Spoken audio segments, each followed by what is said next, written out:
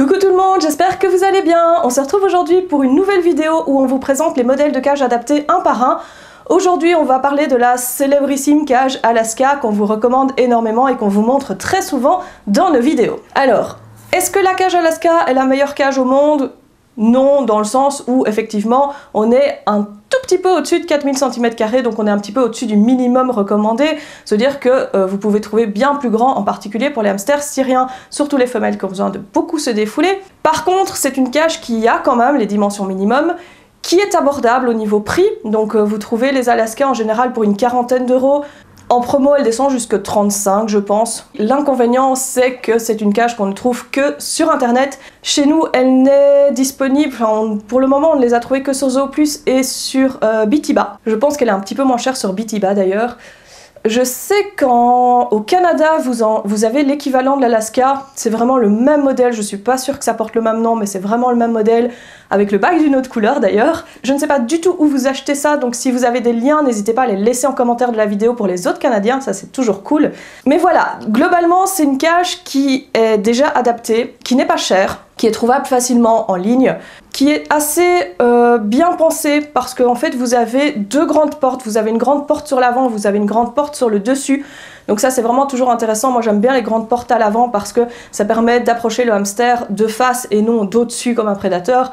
C'est toujours mieux, je trouve, d'avoir une porte à l'avant et une grande de préférence, c'est beaucoup plus facile. Voilà, c'est une cage qui n'est pas forcément super esthétique, ça reste une cage à barreaux, soyons clairs, ça reste une cage pas très chère.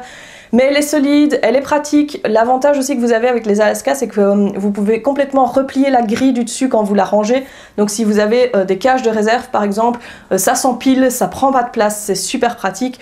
L'espacement au niveau des barreaux est correct pour tous les hamsters. Après, on a vu des soucis au niveau des coins. Donc en fait, les barreaux ont tendance à s'espacer un petit peu dans les coins, selon les cages. Ça dépend vraiment d'une cage à l'autre. Donc si vous avez un hamster de Roborovski ou un très petit hamster nain, ou si vous avez une femelle qui est gestante ou des bébés, on évitera quand même l'Alaska parce que c'est quand même risqué. Pas pour les hamsters syriens, même pour les bébés hamsters syriens, le temps qu'ils arrivent à monter au barreau, il n'y aura plus aucun souci. Mais voilà, si vous avez des Roborovski, c'est quand même... Un grand Roborovski d'élevage ne passera pas entre les barreaux. Par contre, les petits Roborovski d'animalerie, les jeunes, parfois ça arrive, on a vu que ça pouvait arriver. Donc faites quand même attention à ça.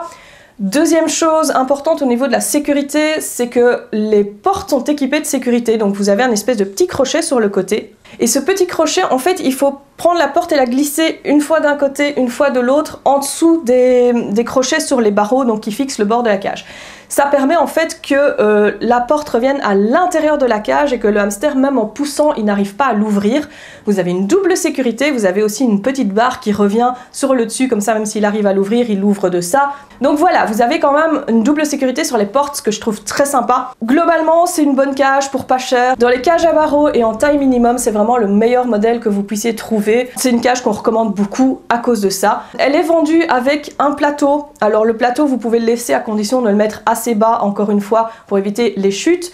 Elle est vendue avec une petite maison qui se met sur le plateau, ça vous enlevez parce que ça fait énormément de condensation, donc ça on vous l'a déjà expliqué, les maisons il vaut mieux les mettre à plat sur la litière. Alors vous pouvez parfaitement la mettre en bas sur la litière sans aucun problème. Après c'est une petite maison en plastique, donc c'est pas le truc le plus sain au monde, mais enfin ça peut être utilisé, juste ne la laissez pas sur le plateau. C'est vraiment pas terrible. Il y a une rampe en toboggan qui descend de l'étage qui est totalement inutile.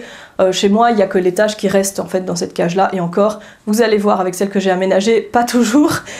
Donc voilà, je vous laisse avec l'aménagement que j'ai fait ici pour vous montrer un petit peu comment aménager une Alaska ici. Donc j'ai pas mis l'étage, j'ai pas mis la maison, j'ai pas mis la rampe, j'ai juste pris la cage brute. N'hésitez pas à nous donner votre avis en commentaire, n'hésitez pas évidemment à liker la vidéo si elle vous a plu.